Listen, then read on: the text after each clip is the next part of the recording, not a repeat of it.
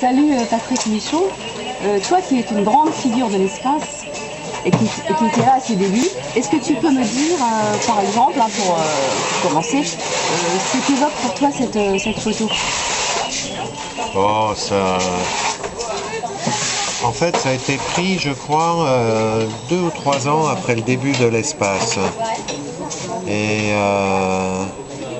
ou 3 ou 4 ans, quelque chose comme ça. C'est-à-dire que, en fait, beaucoup de gens étaient à la montagne. Il y avait plusieurs quartiers, il y avait la montagne et le miel, etc.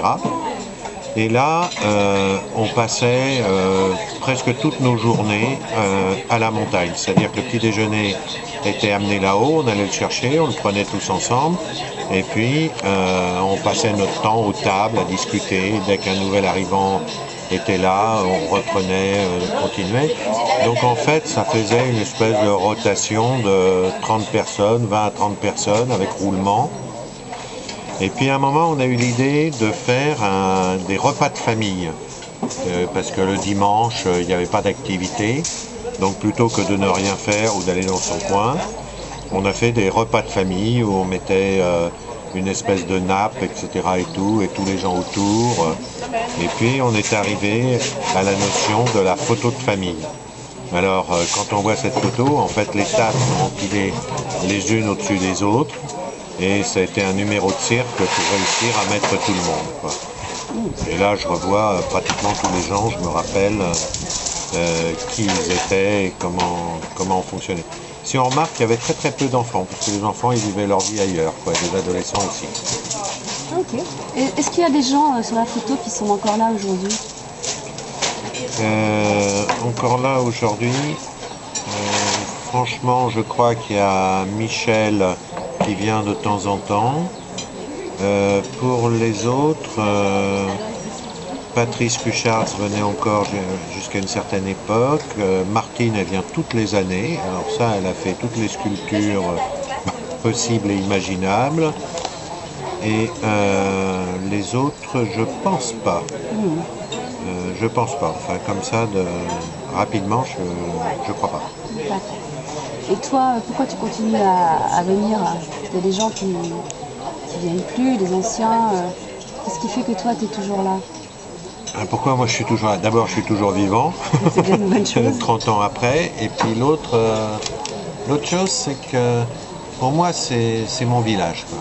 C'est-à-dire, je peux dire que j'avais un village d'enfance, etc. et tout, j'étais brinque-ballé, mais on peut dire que tous ensemble, on a vécu notre adolescence ici. C'est-à-dire, on l'a revécu, et cette fois-ci, bien revécu.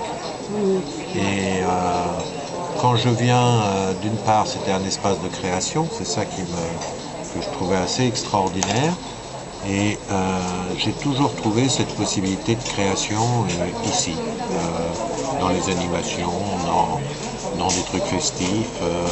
Et puis, je dirais que depuis plusieurs années où j'y viens ces dernières années, même si l'ensemble change tout, moi je ne connais pas de lieu où au mètre carré il y ait plus de gens intéressants, sympas, etc. et tout. Donc je continue et puis je suis sûr que quand je viens, je revois des gens que je connais.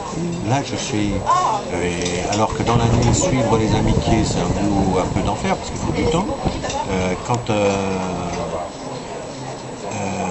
Là, c'est un plaisir. Je sais que je vais retrouver certainement 20-30 personnes. Je ne sais pas qui, je ne demande jamais avant.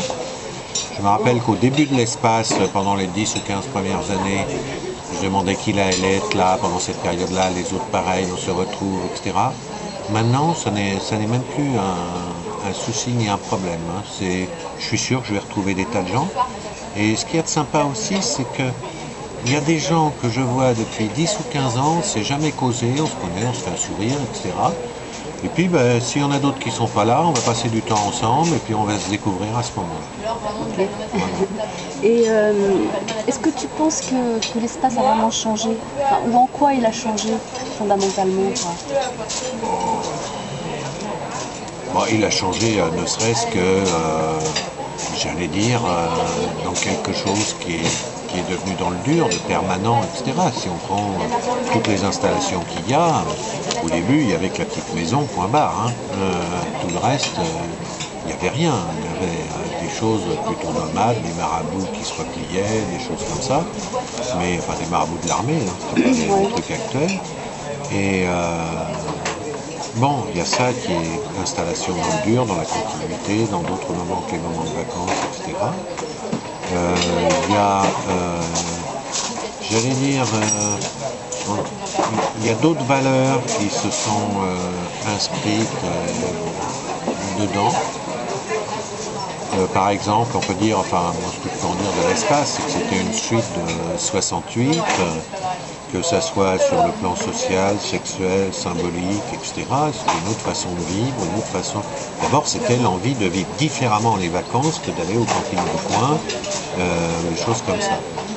Et une part de ces valeurs est restée, même si on considère que c'est organisé, etc. Enfin, si on considère que c'est organisé, une part de ces valeurs continue.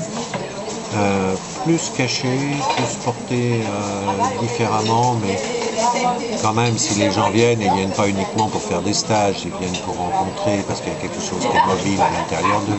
Et je suis sûr que les nouveaux s'éclatent de façon différente de nous, mais qu'il y a quelque chose qui fonctionne pareil. D'accord. Ouais, c'est très intéressant parce que j'ai beaucoup entendu les anciens en parler et j'ai entendu des gens dire par exemple que l'espace c'était vraiment assagi et que c'était beaucoup plus fade, moins marrant. Qu'est-ce que tu penses toi de ça? Est-ce que tu penses qu'il y avait une sorte d'euphorie collective ou une spontanéité ou un délire collectif qui n'est plus là aujourd'hui? C'était conçu différemment. Enfin, d'abord, je pense qu'il y a des gens qui ont vieilli et qui voudraient conserver l'image bien. Bon, mais il faut quand même reconnaître que d'une part, et la société a plus envie de confort, la bouffe est prête si on va l'acheter, etc. Des choses de cet ordre-là. Il y en a une partie qui a envie de vivre en dur plutôt que autrement. On est quand même content qu'il y ait la piscine alors qu'elle n'existait pas et que c'était la mer, point barre, ou en face ou à la côte sauvage. L'histoire du délire, je crois que il y a quelque chose qui est encore possible. Ce qu'il y avait d'intéressant, c'est qu'en gros, il n'y avait pas grand-chose. C'est-à-dire en termes d'animation, on savait que quand on venait, il y avait des trucs de thérapie de base, des groupes de thérapie de base qui étaient là, qui fonctionnaient. Parce que qu'on le dise, il n'y avait rien, c'est pas tout à fait juste. Il y avait ce truc-là. Ce qui mettait les gens dans une espèce d'état émotionnel et d'ouverture qui était important. Avec des recréations, avec des trucs qui déconnaient aussi, mais qui étaient importants. Mais enfin, j'aime pas me situer par rapport à ce truc-là. J'y pense, mais j'aime pas trop me situer. Enfin, putain, la vie est continue, quoi. Et quand je rencontre, moi je revois beaucoup d'anciens, parce que tous mes meilleurs copains viennent de là, hein. C'est clair. Hein. Tous mes meilleurs copains viennent d'ici. J'ai fait d'autres copains ailleurs et tout. Et tout, j'allais dire, mon mode de vie a été profondément bouleversé par ce qui s'est passé ici. La première année, j'étais dans un coin avec un groupe de copains et de copines, point barre. On ne peut pas dire qu'on s'explosait. Mais on était content. Moi, j'étais content d'être là. Je comprenais pas. En gros, c'était pareil qu'en 68.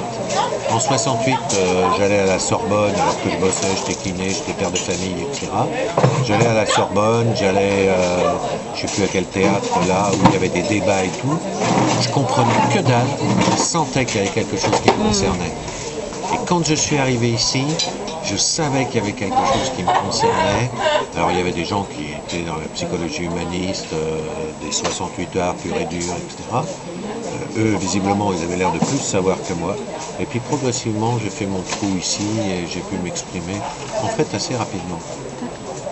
Donc t'es pas le genre à dire c'est plus ce que c'était ou pour toi la nostalgie, t'es pas nostalgique, tu penses que l'espace de toute façon se développe, évolue et toi tu évolues en même temps quoi.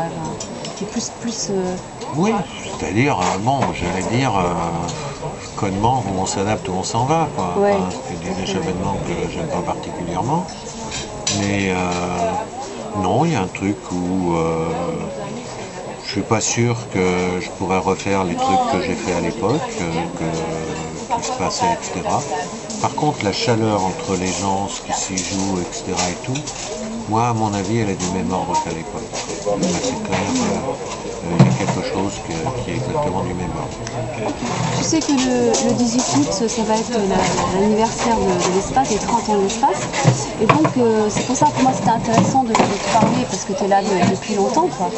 Et donc, pour en revenir un petit peu au délire dont on parlait tout à l'heure, est-ce que tu aurais quelques petites anecdotes un peu peut-être typiques de ce qui pouvait se passer à raconter?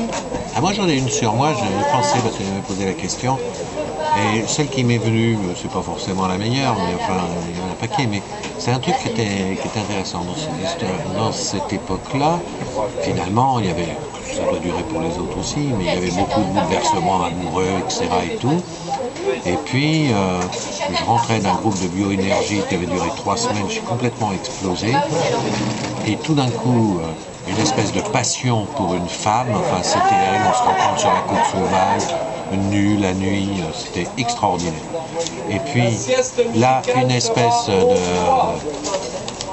de passion, on peut dire, puis c'était la nana d'un mec que je connaissais. Dire que c'était un ami, non, mais d'un mec que je connaissais qui n'était pas là. Alors, on se dit des mots d'amour, etc. En plus, elle me parlait en russe, elle me disait des mots d'amour en russe. Alors là, c'était explosant. Et puis son mec arrive. Et là, bon, elle choisit le mec. Bon. Et moi, je me retrouve comme un con avec un truc qui était déclenché. Putain, j'étais mal. J'ai été pleurer sur les épaules de Michael et tout, mais pleurer, hein, pas raconter, pleurer. Et puis, on fait un groupe en bas qui s'appelait l'Anima Group. Donc, je participe à ce groupe-là, qui était un groupe pour apprendre à animer, théoriquement, des choses comme ça. Et je sais pas, on était une quarantaine et il fallait crier à un moment une chose qui était au centre de la prairie. Crier une chose. Et je me mets à gueuler, je te veux, je te veux, je te veux. Et alors l'intéressant de l'histoire, c'est qu'à l'époque, c'était un flip complet, l'histoire des incendies ici. C'était une horreur, enfin, on pensait qu'à ça, quoi. Et alors, la nana, que je désirais, qui était à la cuisine, là-haut, entend ça et comprend au feu, au feu, au feu. Elle déclenche la corne et je vois arriver, pendant que j'avais fini de gueuler, je vois arriver de partout, tout autour du camp, on était plongé au fond, des mecs avec des extincteurs, des lances à incendie, des trucs d'enfer pour éteindre le feu. Voilà, mais j'ai trouvé symboliquement que c'était quand même assez marrant comme histoire. Et l'histoire est vraie, hein, là, authentique. Hein, je peux vous trouver les gens qui la connaissent. Et donc, pour terminer, Patrick, merci pour cette anecdote. Et une dernière question, peut-être, sur l'avenir. Quel serait ton rêve pour l'espace de demain?